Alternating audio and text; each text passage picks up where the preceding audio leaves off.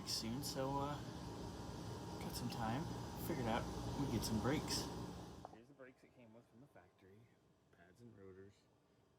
There's still some pad material left. It's held up pretty well. You know, the rotors look pretty good. No weird grooves or anything, or cracks. But like I said, we're over 50K. So we're switching over.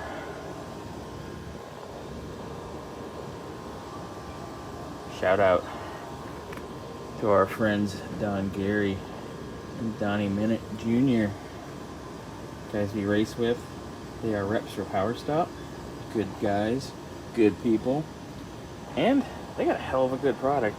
We've started running PowerStop stuff on a lot of the customer cars too, and I have pads coming for the front and rear of my truck that I'll be putting on next week, also from PowerStop. But these rotors, man, these are nice. Well done, beautiful.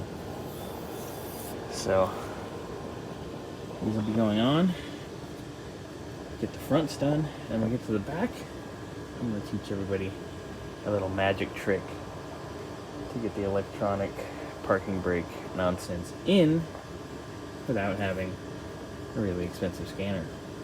So yeah, you can do it by hand, like a big boy. Torques, easy. Easy, easy. Right, our front brakes are done on both sides. Don't mind the dirty wheels. The fronts are in and on. Off to the back. Right, so here we are at the rear brakes. Same basic principle on all the GM rear calipers. Camaros, trucks. Basically same thing, different smell for the most part. Yes, usually it's same shit, different smell, but you know. Anyway, in there, you can see the piston.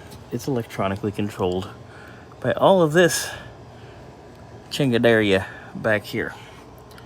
So, what we're gonna do, first things we're gonna do, we're gonna take and undo our bolts here on the caliper, just like you normally would. We're gonna lay that caliper up here, and I'm gonna show you what to do next. All right, so now that we have the caliper up and resting, well, sort of.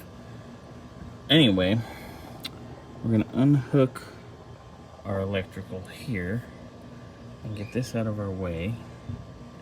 Just pop this baby out of here and pop these and let our wiring hang down.